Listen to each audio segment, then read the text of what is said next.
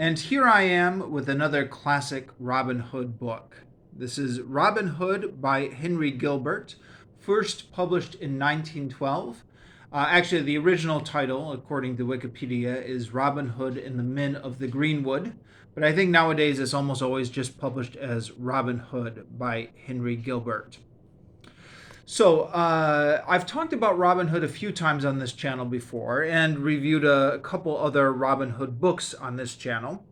And if you've already seen those videos, you'll have to forgive me for this, but I'm going to briefly try and give my background with this, with Robin Hood, and maybe set the scene for where this book falls in.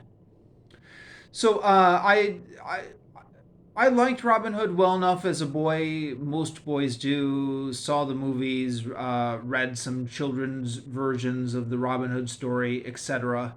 But never tracked down any of the classic Robin Hood books until a couple years ago when, on a whim, I just got Robin Hood by Howard Pyle out of my school library. Howard Pyle published a Robin Hood book in 1883, and it's one of the classic renditions of the tale. The history behind Robin Hood. So Robin Hood doesn't have any original book the way some of these other classic figures of literature do. Robin Hood, I think, started out as folk tales. Then later those folk tales were collected into ballads. Then around the Elizabethan era, he started appearing in some stage plays and some dramas. But then with the rise of the novel in the 18th and 19th century, Robin Hood finally started appearing in novels. Initially as supporting characters in novels about other people, like the novel Ivanhoe. But then eventually there was a series. There was a whole bunch of novels written about Robin Hood in the 19th century and the early 20th century, of which some have not surpassed the test of time and are forgotten, and of which some are still in print. And the handful of ones that are still in print are known as the classics, even though these are not the original Robin Hood books. These are what survive from the 19th century, or I guess in this case the early 20th century, when Robin Hood was first being written down in books for children. Not the original Robin Hood, but one of the surviving books from I guess that period when Robin Hood first began to be popularized in a novel form. Now, it's very hard to get much information on this. If we go to Wikipedia, which, excuse me, I'm going to turn my camera over here. Wikipedia is usually my go-to source here. Of Henry Gilbert, the author, we get just 2 lines. So he's a popular writer of children's literature, paternal grandfather of Molly Holden. You can click on the link there. His books continue to be reprinted, and his books are noted for both their historical accuracy and their style. So if you click on this link here for Robin Hood and the Men of the Greenwood, nothing. There's no Wikipedia entry for this book, and only 2 lines for the author. Now, I know Wikipedia is not the be-all and end-all, but I do have to ask, how much of a classic is this really, if there's no Wikipedia entry on it? I mean, isn't Wikipedia just kind of somewhat of a barometer of the cultural importance of something? I mean, I guess it's a classic in the sense that it's still in print, but very little information about this online. I found some other people's reviews, including another booktuber. Let's see, let me click on this here. As the title says, such a disappointment. And I'll link to her video in the description down below, because there's so little information online about this book that I could find anyways. I don't know, maybe this is maybe the best sites aren't showing up on my Google search. Let me know if anyone has some useful websites about this book or this author. But anyways, because I couldn't find a lot of useful websites, I did kind of watch these booktubers talk about it. There are only a couple. So as you can see, she says it was such a disappointment. Her main complaints, and you can go ahead and watch her video, but her main complaints were the dialogue was written in kind of a Fox Old English style, like a fake Old English style. It was very episodic, and the characters were somewhat inconsistent because the stories were coming from different ballads. So, I actually was a lot less bothered by that than she was, although she's right on all three counts. But both of the other Robin Hood classics that I've read have been like that. Both the Howard Pyle Robin Hood and The Adventures of Robin Hood by Roger Lancelyn Green, which is the other one I've read. So, yeah, it's got the same thing where it's written in kind of normal prose, but then as soon as we get to the dialogue, we get him imitating some sort of Shakespearean dialect here, which, as that other booktuber points out, is somewhat of an anachronism anyways, because they would have been in the 12th century. I'm not an expert on Old English, but I get the sense sometimes that this isn't correct. He's just putting THs on the end of things to make it sound like more Shakespearean English. I got the same sense when I was reading Howard Pyle. And it is, yeah. The other points are true as well, but both of the other Robin Hood books I read have been like that. So I was much more willing to forgive it. This book, though, is a little bit different than the other two I read for a couple reasons.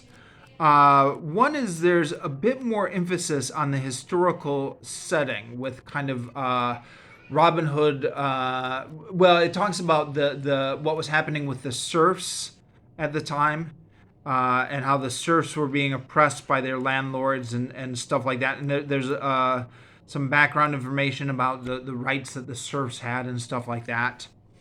By contrast, Roger Lancelyn Green, and by the way, I've reviewed this book separately, but and I'll link to that review in the description down below. But this book came out in 1956, so this is the most recent of the three. Roger Lancelyn Green says the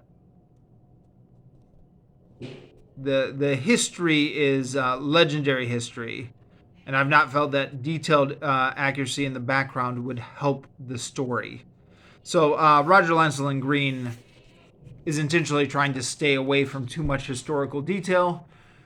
Henry Gilbert is leaning into it a little bit more, and especially in the last couple chapters when King John is taking the throne, and there's the Barons' Revolt and the Magna Carta in 1215. Robin Hood is involved in that. Let me see if I can find the chapter to show you.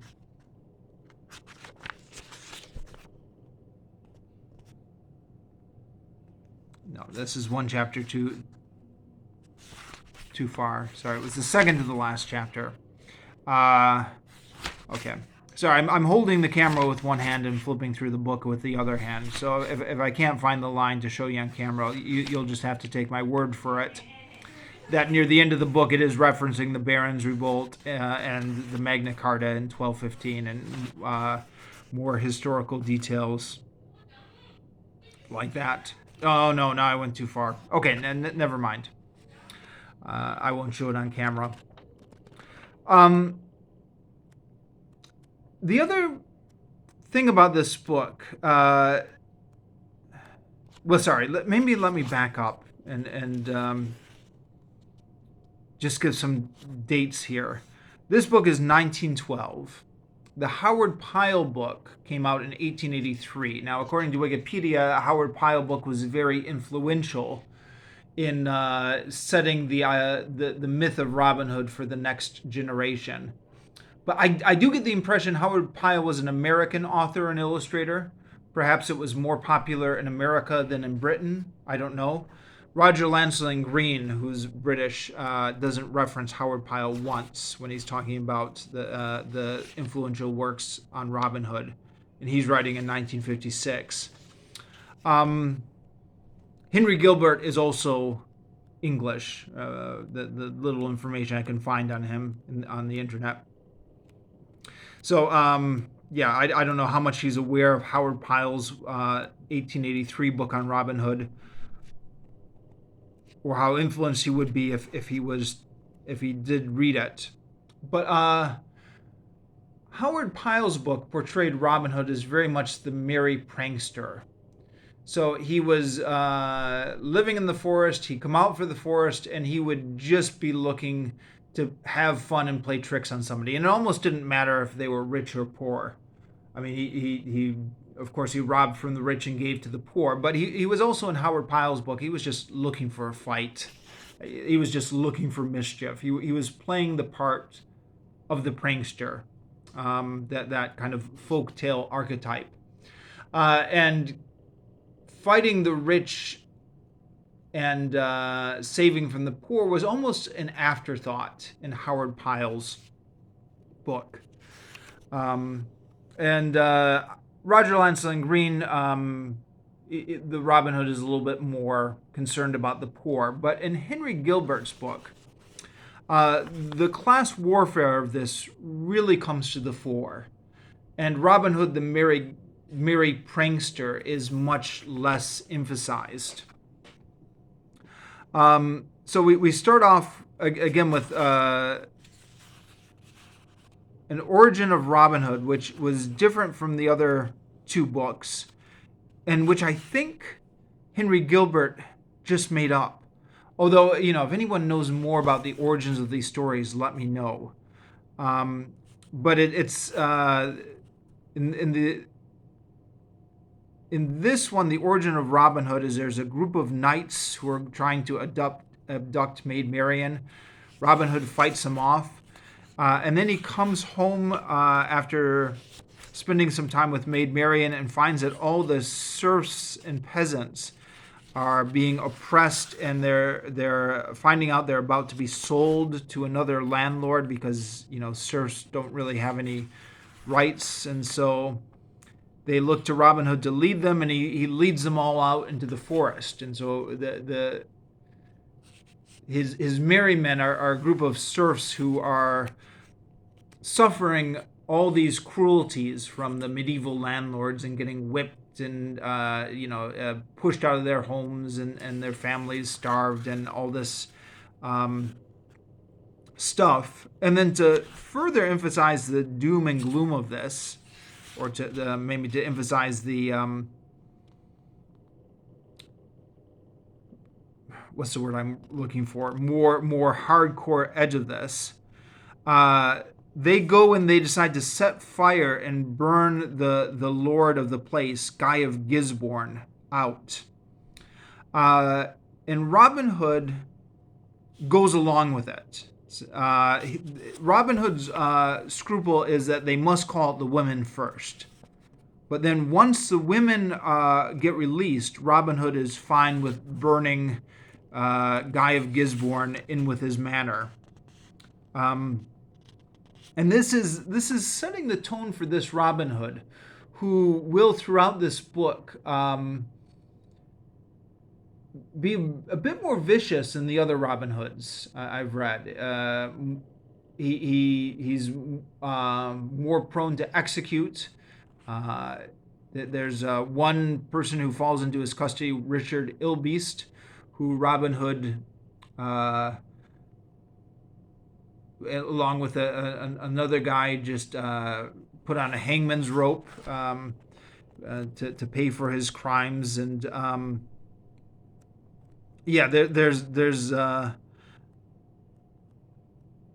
this Robin Hood is a bit more vengeful and a little bit less merry than the other Robin Hoods. Although some of the prankster stories are in here, and this is where I guess what that booktuber was talking about before, where there's some sort of tonal inconsistency or inconsistency between the characters. But yeah, I think that's, again, like I was saying, that seems to be part of all the Robin Hood stories I've read, all the Robin Hood books I've read. Um, the yeah, I mean, another thing, the Richard Ilbeast, who I mentioned, who Robin Hood executed, his big crime was he was involved with a massacre of the Jews in northern England, which, again, I guess maybe given Henry Gilbert's preference for sprinkling in historical details, maybe that was based on some sort of real massacre around the time. But there's a very sympathetic portrayal of the Jews and the way that they are suffering these massacres at the hands of ignorant and prejudiced people in Europe at the time, which is a little bit. I mean, when you consider that this book came out in 1912, before Hitler and before the Nazis and before the Holocaust, it makes you a little bit. Well, I don't know what the word is. Maybe sad is an understatement, but it makes you feel a little bit that this book. I mean, already in 1912, they're well aware that the Jews, the persecution of the Jews, has been a historical problem in Europe. But that awareness didn't, and I guess that awareness of certain people didn't seem to have stopped the big massacre under Germany. And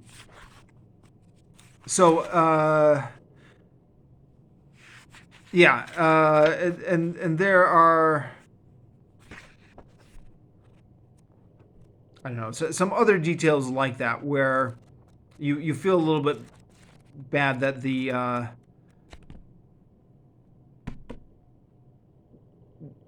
it seemed like some of the problems that it seems like some of the things that are in this book are almost predicting the horrors of the 20th century. Like I said, there's very so little information on Henry Gilbert. I don't really know what his politics are. There are some, again, some of the more class war elements of this book, or Robin Hood is a leader of the peasant rebellion, which makes me think maybe Henry Gilbert was some sort of socialist during his time. Of course, you never know, though, because Robin Hood is so much a part of English folklore that you don't really have to be left wing to embrace the Robin Hood mythos. But yeah, I mean, the other part is his Robin Hood can be very religious sometimes, and again in a way that was not in the previous couple books I read, where Robin Hood takes his men to church in one of the early chapters.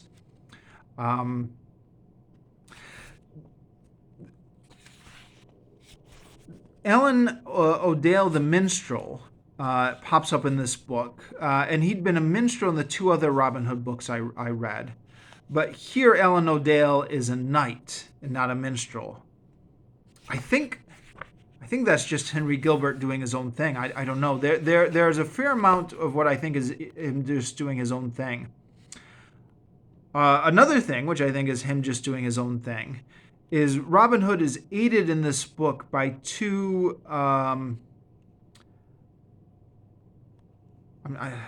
short people. Sorry, I'm trying to think of what the preferred way to refer to them these days is. I guess dwarfs or midgets who come from a family of dwarfish people who live in these underground little mounds in the forest, or I guess there are these two mounds that are above ground, which lead to underground chambers below, called Habba the Hill and Ket the Trow.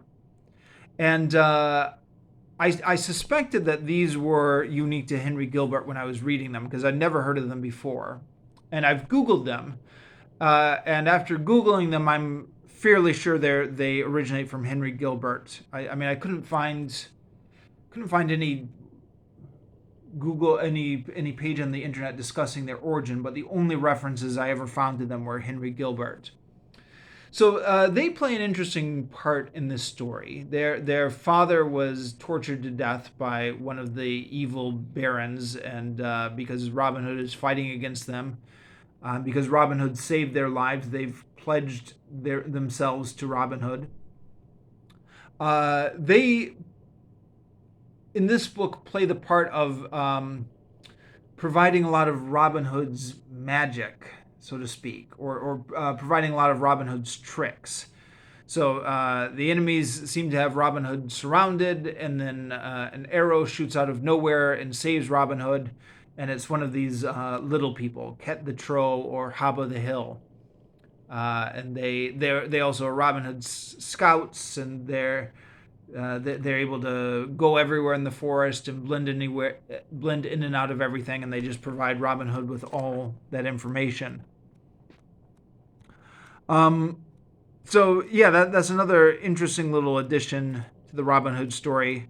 So I think Henry Gilbert is just making up a lot of his own stuff for this book, but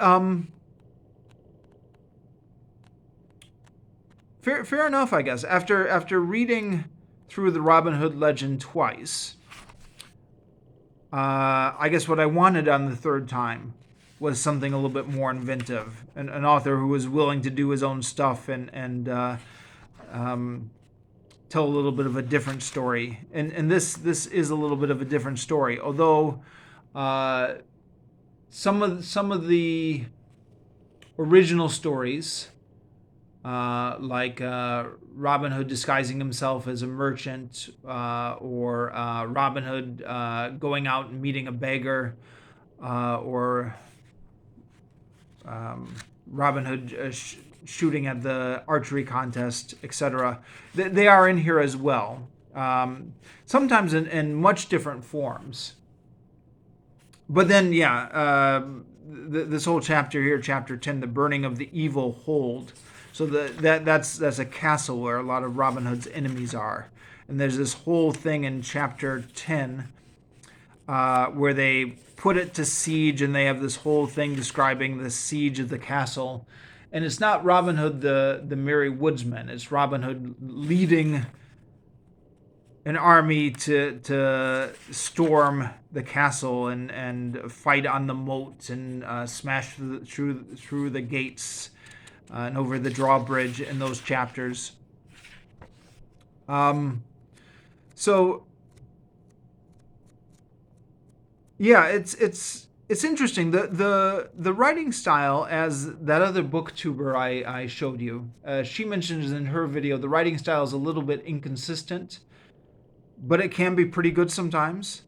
And I think I go along with that. I maybe would be a little bit more generous than she is. I think the writing style is good more often than not. I mean, okay, yeah, the kind of the kind of fake old English here, you have to forgive. But I was ready to forgive that because I already encountered that in the other Robin Hood books.